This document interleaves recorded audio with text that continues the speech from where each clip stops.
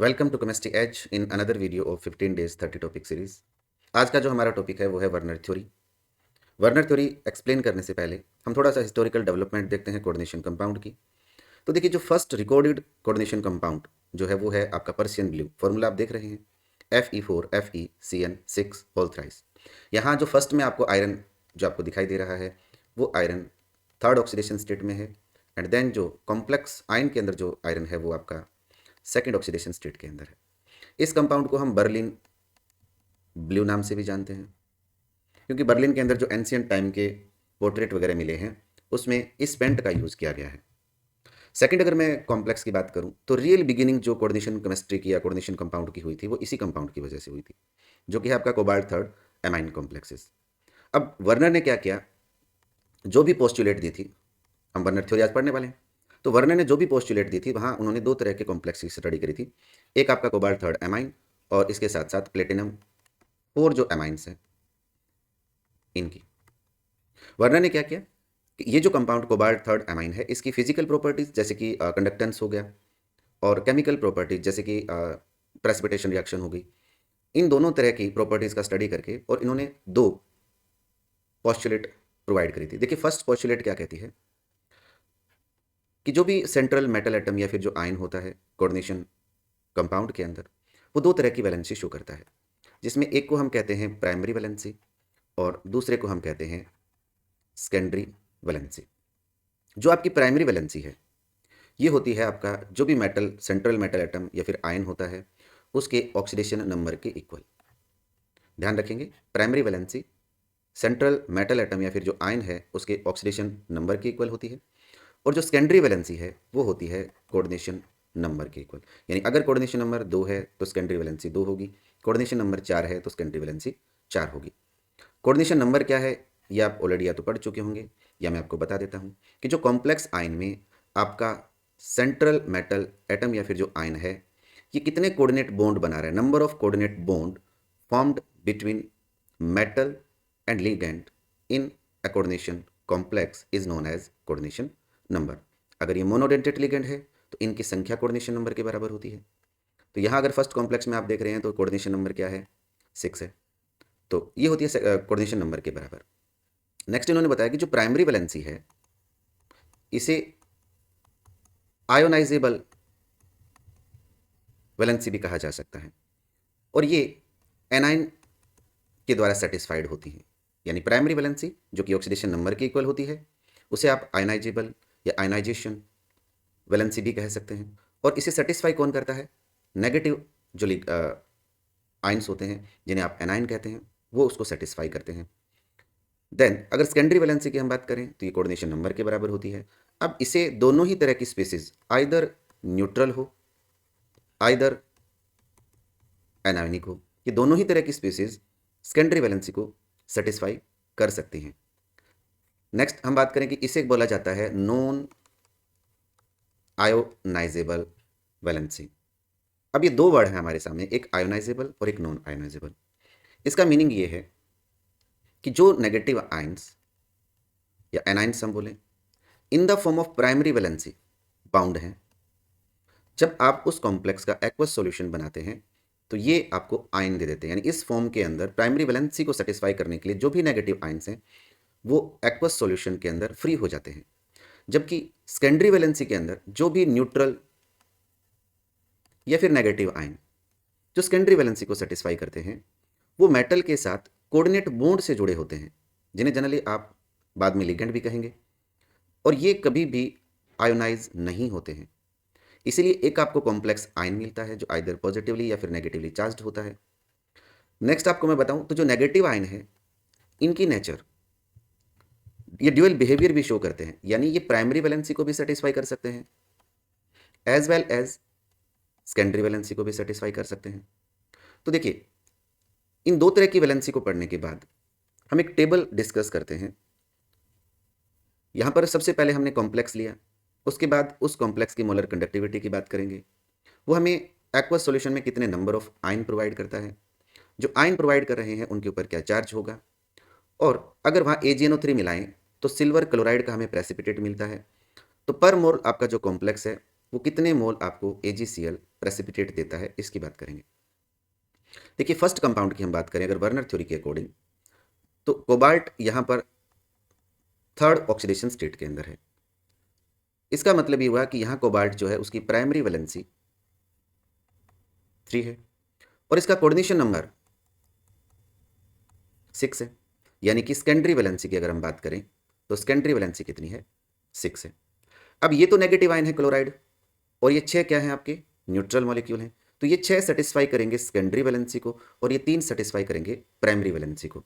तो आप इसका फॉर्मूला आज के पर्सपेक्टिव में कैसे लिख सकते हैं कि जो भी मेटल के साथ सेकेंडरी वैलेंसी को सेटिस्फाई करने वाले न्यूट्रल या एनायनिक समटाइम पॉजिटिवली चार्ज्ड जो स्पीसीज होती हैं उन्हें आप एक स्क्वायर ब्रैकेट में रखते हैं।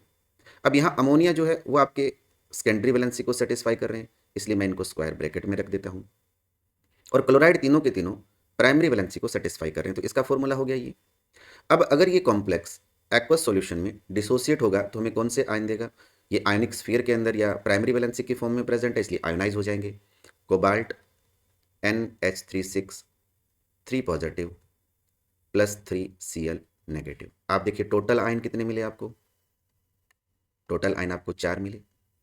अगर इस सॉल्यूशन में सिल्वर नाइट्रेट ऐड किया जाए तो आपको 3 मोल AgCl का प्रेसिपिटेट मिलेगा। क्योंकि नंबर ऑफ आयन यहाँ पर 4 है तो कंडक्टेंस जो होगी वो हाई रहेगी और आप टेबल में देख रहे हैं इसकी कंडक्टेंस 430 है। नंबर ऑफ आयन 4 हैं, आप देखेंगे कॉम्प्लेक्स के ऊपर 3 पॉजिटिव है और जो क्लोराइड है उन पर -1 है। AgCl तीनों ही क्लोराइड प्राइमरी वैलेंसी को सेटिस्फाई कर रहे हैं, इसलिए तीनों ही आपको सिल्वर क्लोराइड का प्रेसिपिटेट देंगे, तो 3 मोल आपका सिल्वर क्लोराइड का प्रेसिपिटेट है। सेकेंड कॉम्प्लेक्स की अगर हम बात करें तो सेकेंड कॉम्प्लेक्स आपका है कोबाल्ट क्लोराइड डॉट 5NH3। यहाँ भी आप कोबाल्ट का ऑक्सीडेशन नंबर देखेंगे तो 3 है और अगर कोबाल्ट जब थर्ड में है तो इसका कोऑर्डिनेशन नंबर जो होता है वो 6 होता है। अब यहाँ पर 5 ही आपके पास न्यूट्रल मॉलिक्यूल है अमोनिया के, तो छठा कौन होगा जो सेकेंडरी वैलेंसी को सेटिस्फाई करेगा, वो क्लोराइड होगा। मैं क्लोराइड या नेगेटिव आयन के बारे में आपको बता चुका हूँ कि ये ड्यूअल बिहेवियर शो करते हैं, ये प्राइमरी वैलेंसी को भी सेटिस्फाई कर सकते हैं और सेकेंडरी वैलेंसी को भी सेटिस्फाई कर सकते हैं। तो इसके लिए आप क्या फॉर्मूला लिखेंगे, कोबाल्ट NH35 Cl और Cl2, यानी यहाँ ये जो क्लोराइड है ये प्राइमरी वैलेंसी को भी सेटिस्फाई कर रहा है और सेकेंडरी वैलेंसी को भी सेटिस्फाई कर रहा है। क्योंकि ये सेकेंडरी वैलेंसी को सेटिस्फाई कर रहा है इसलिए आयोनाइज नहीं होगा। अब यहाँ से आपको क्या आयन मिलेंगे, आपको एक तो ये कॉम्प्लेक्स आयन मिलेगा cobalt NH35 Cl 2 positive plus 2 Cl negative. Total number of ion की बात करेंगे तो एक आपका ये आयन हो गए, 2 ये हो गए, टोटल नंबर ऑफ आयन कितने हो गए, 3। देखिए यहाँ 4 थे, यहाँ 3 हो गए, डिक्रीज हो गए आयन डिक्रीज हो गए तो इसकी कंडक्टेंस डिक्रीज हो जाएगी। अगर सिल्वर क्लोराइड ऐड किया जाए, सिल्वर नाइट्रेट ऐड किया जाए तो आपको 2 मोल AgCl का प्रेसिपिटेट मिलेगा। नेक्स्ट अगर हम बात करें आपका जो कॉम्प्लेक्स था वो था cobalt chloride COCl3 dot 4NH3। अब आप यहाँ पर भी समझ सकते हैं कि 4 ही न्यूट्रल मॉलिक्यूल आपके पास हैं, सेकेंडरी वैलेंसी को सेटिस्फाई 2 क्लोराइड और करेंगे, तो इसका फॉर्मूला हो जाएगा cobalt NH34 Cl2 and Cl, यानी एक क्लोराइड आयन जो है वो प्राइमरी वैलेंसी को सेटिस्फाई कर रहा है, ये 2 क्लोराइड आयन दोनों वैलेंसीज को सेटिस्फाई कर रहे हैं, primary valency as well as secondary valency. अगर इसे आयनाइज करवाएंगे तो आपको आयन मिलेंगे cobalt NH34 Cl2 positive plus Cl negative. देखिए नंबर ऑफ आयन इस बार आपको 2 मिल रहे हैं तो कंडक्टेंस 2 आयन के कॉरेस्पॉन्ड होगी, दैट मीन डिक्रीज हो जाएगी। अगर आप AgCl यहाँ पर ऐड करेंगे तो आपको 1 मोल AgCl आपको प्रेसिपिटेट मिलेगा। तो आप टेबल भी देख पा रहे हैं, यही सेम डेटा उनको टेबल में मिला था। हर एक कॉम्प्लेक्स से जो कॉम्प्लेक्स आपका आयन है उस पर पॉजिटिव चार्ज है +1 और क्लोराइड के ऊपर -1 है। नेक्स्ट अगर हम देखें लास्ट जो कॉम्प्लेक्स था आपका COCl3 डॉट 3NH3, यहाँ अगर हम देखेंगे तो कॉम्प्लेक्स आपका बनेगा CONH3 होल थ्राइस Cl3, क्योंकि 3 ही न्यूट्रल मॉलिक्यूल है यहाँ पर, तो सेकेंडरी वैलेंसी 6 है, तो ये जो क्लोराइड है ये सेकेंडरी वैलेंसी को भी सेटिस्फाई करेंगे। देन अगर इसका आप एक्वस सॉल्यूशन लेंगे तो ये आपको कोई आयन नहीं देगा, दैट मीन ये तो नॉन इलेक्ट्रोलाइट है, और अगर ये नॉन इलेक्ट्रोलाइट है तो इसकी कंडक्टेंस 0 है, ये कोई भी AgCl का प्रेसिपिटेट नहीं देगा। तो देखिए जो भी पोस्टुलेट वर्नर ने प्रोवाइड करी थी उनके बेसिस पर हम इन कॉम्प्लेक्सेस को एक्सप्लेन कर सकते हैं। तो अब अगर एग्जाम में आपसे वर्नर थ्योरी पूछी जाती है तो आप एग्जाम के पॉइंट ऑफ व्यू से इसकी पोस्टुलेट बताएंगे, जैसे मैंने आपको फर्स्ट पोस्टुलेट बताई कि according to Werner central metal atom और ion show two type of valencies, primary and secondary. उसके बाद आप प्राइमरी वैलेंसी के बारे में बताएंगे कि प्राइमरी वैलेंसी जो होती है वो किसके इक्वल होती है, वो होती है ऑक्सीडेशन नंबर की। इसे और क्या कहा जा सकता है, इसे प्रिंसिपल वैलेंसी भी कहा जा सकता है, इसे आयोनाइजेबल वैलेंसी भी कहा जा सकता है। कौन सेटिस्फाई करता है इसको, नेगेटिव आयन सेटिस्फाई करते हैं। किस तरह से रिप्रेजेंट करते हैं जब कॉम्प्लेक्स बनाते हैं, इनको डॉटेड लाइन से रिप्रेजेंट किया जाता है। थर्ड आप बता देंगे कि भाई सेकेंडरी वैलेंसी के बारे में। सेकेंडरी वैलेंसी किसके इक्वल होती है, कोऑर्डिनेशन नंबर की इक्वल होती है। इसे क्या कहा जाता है, इसे नॉन आयोनाइजेबल वैलेंसी कहते हैं। कौन सेटिस्फाई करता है, इसे न्यूट्रल या फिर नेगेटिव दोनों ही तरह की स्पीसीज इसको सेटिस्फाई कर सकती हैं। इसे कैसे रिप्रेजेंट किया जाता है, इसे सॉलिड लाइन से रिप्रेजेंट किया जाता है। तो अगर मैं एक कॉम्प्लेक्स का यहाँ पर क्रिएट करूँ, जैसे मैंने ये लिखा कोबाल्ट, ये मेरे हो गए 6 अमोनिया, क्योंकि 6 जो अमोनिया है वो सेकेंडरी वैलेंसी की फॉर्म में, इनको हम सॉलिड लाइन से रिप्रेजेंट करते हैं। यहाँ पर आप अमोनिया को एक्सप्रेस कर देंगे। 3 क्लोराइड आयन जो सेकेंडरी वैलेंसी की फॉर्म में, मैं फर्स्ट कॉम्प्लेक्स की बात कर रहा हूँ, तो इनको आप ऐसे रिप्रेजेंट कर देंगे। ये क्लोराइड हो गया, ये हो गया क्लोराइड। बाकी जगह पर आपको पता है अमोनिया आ जाएगा, यहाँ यहाँ यहाँ और यहाँ पर। अगर क्लोराइड का ड्यूअल नेचर है, कहीं पर ड्यूअल बिहेवियर शो कर रहा है, प्राइमरी वैलेंसी को भी सेटिस्फाई कर रहा है और सेकेंडरी वैलेंसी को भी सेटिस्फाई कर रहा है, तो उसे दोनों ही लाइन से आप रिप्रेजेंट करेंगे, सॉलिड लाइन से भी और साथ साथ डॉटेड लाइन से। एक चीज़ मैं और बता देता हूँ आपको कि जो प्राइमरी वैलेंसी है वो नॉन डायरेक्शनल होती है, नॉन डायरेक्शनल होती है। दैट मीन जो आयन प्राइमरी वैलेंसी की फॉर्म में प्रेजेंट है वो मॉलिक्यूल की ज्योमेट्री को डिसाइड नहीं करते, जबकि सेकेंडरी जो वैलेंसी है उसे बोला जाता है डायरेक्शनल, क्योंकि जो सेकेंडरी वैलेंसी की फॉर्म में न्यूट्रल या नेगेटिवली चार्ज जो आयन प्रेजेंट होते हैं वो 3D के अंदर एक डेफिनेट ज्योमेट्री की फॉर्म में प्रेजेंट होते हैं। आप आगे वीबीटी वगैरह में पढ़ोगे कि अगर कोऑर्डिनेशन नंबर 2 है तो आपके मॉलिक्यूल की ज्योमेट्री लीनियर होती है, 3 है तो ट्राइगोनल प्लेनर होती है, 6 है तो ऑक्टाहेड्रल होती है, क्योंकि जो सेकेंडरी वैलेंसी होती है वो डायरेक्शनल नेचर की होती है। तो ये थी आपकी एग्जाम के पॉइंट ऑफ व्यू से वैलेंस वर्नर थ्योरी। तो नेक्स्ट हमारा जो टॉपिक इस चैप्टर का होगा वो होगा वीबीटी। तो खूब मन लगा करके पढ़ें, बोर्ड की प्रिपरेशन करते रहें।